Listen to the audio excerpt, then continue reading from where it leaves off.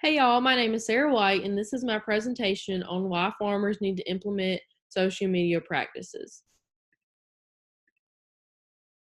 My target audience for this project was North Carolina row crop farmers in the northeast corner between the ages of 30 and 50 years of age.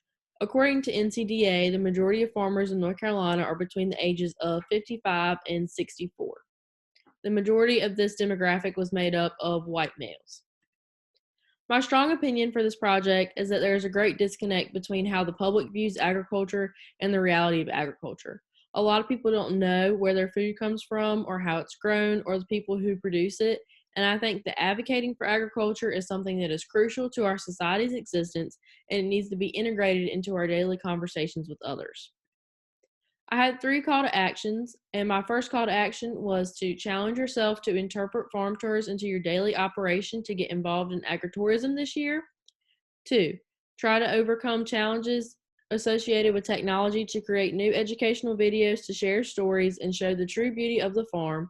And three, use social media services to post content consumers want to know more about. For my concept map, I started by finding scholarly articles. And with this, I found a lot of facts and a lot of statistics that you can see in my concept map. However, I did not end up using all of those statistics because I know that for Instagram posts and Twitter posts, that statistics can also drown people out from getting the information they actually need.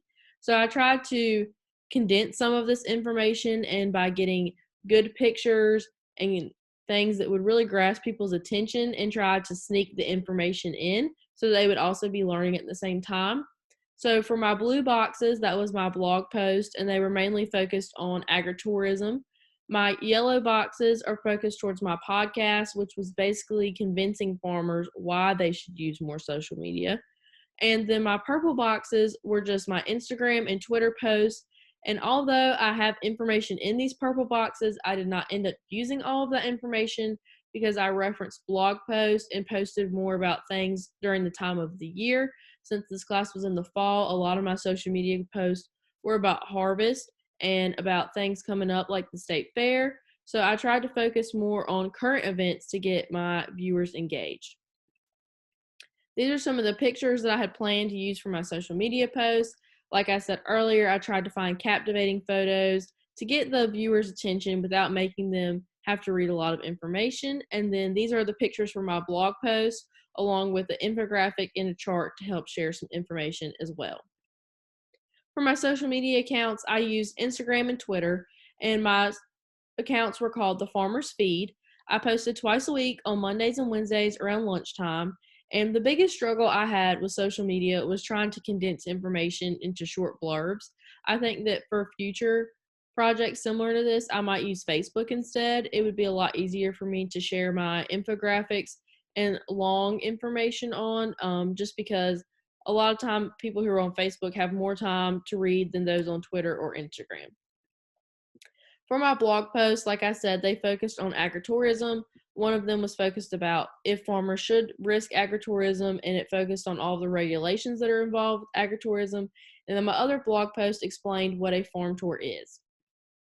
My podcast was called Why Creating a Social Media Account is Worth Extra Hassle, and this included testimonials from other farmers to try to convince my viewers and my listeners that creating a social media account is worth all of the time and energy that is put into it. And although it does not seem easy, it is possible.